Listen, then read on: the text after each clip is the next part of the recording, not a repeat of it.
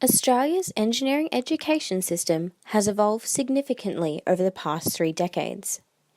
Through engineering education in schools and tertiary institutions, the education system has adapted to changes in both technology and society in order to anticipate future needs.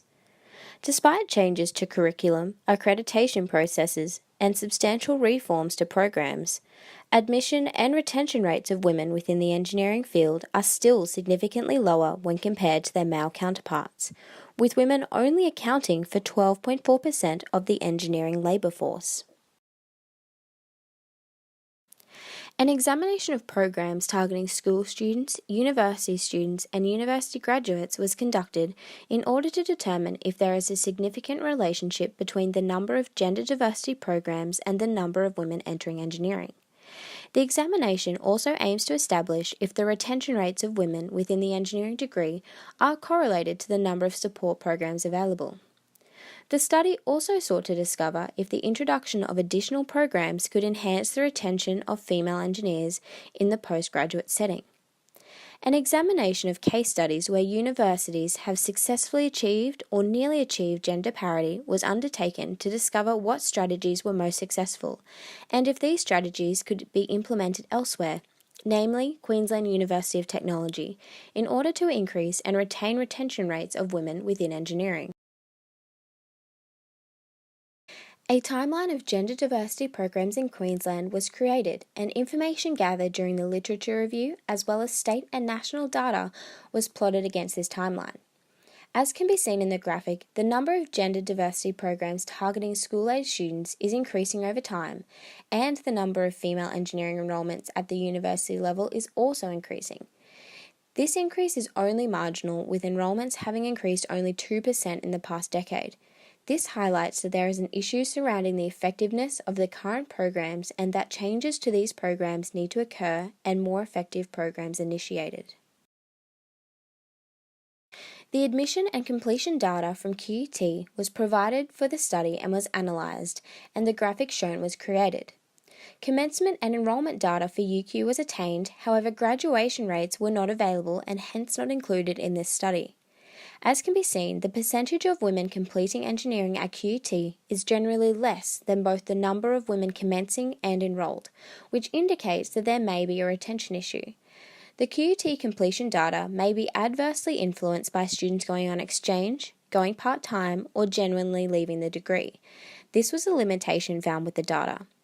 The commencement rate for both women at UQ and QUT, as well as the completion rate of women at QUT, indicates that both universities are far from achieving gender parity. An analysis of successful universities in the form of case studies found that by providing support programs to women while at university, completion rates are increased. Both MIT and Dartmouth recorded increases in the number of support programs available and increases in completions. These support programs not only helped retain women in the degree, but also had a flow-on effect, which encouraged more enrolments and thereby additional completions.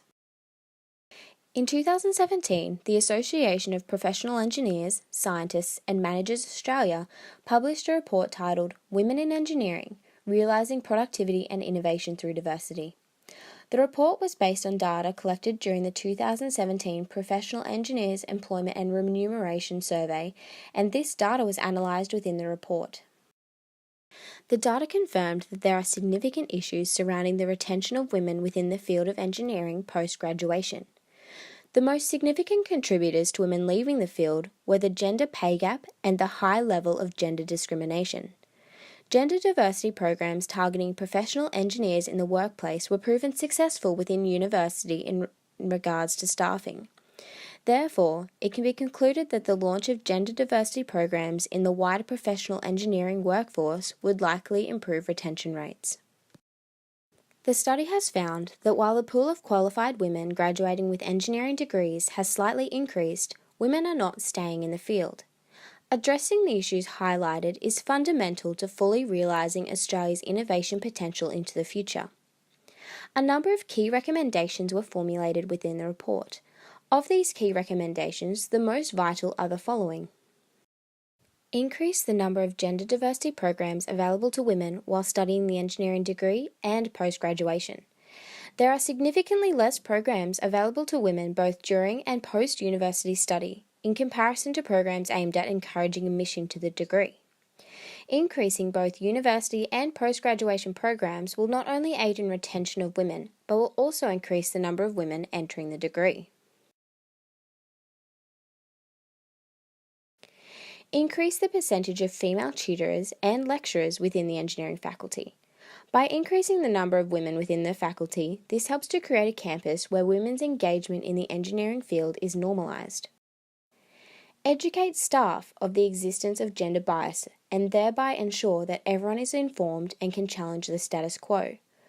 With awareness of gender parity issues, additional support can be provided to women both at university and within the workforce. Ensure that all universities and workplaces measure diversity and inclusion on a yearly basis. This data will provide a baseline from which an institution can be held accountable for the growth or decline in women in the field, and can assist the institution to tailor their gender diversity programs so they can be as successful as possible. The factors that contribute to low rates of women within the engineering degree, attrition from the workforce, and underrepresentation of women in the engineering workforce must be addressed. By employing the recommendations outlined, along with current gender diversity programs, schools, universities, and workplaces have the ability to foster an environment in which women's engagement in engineering is the norm rather than the exception.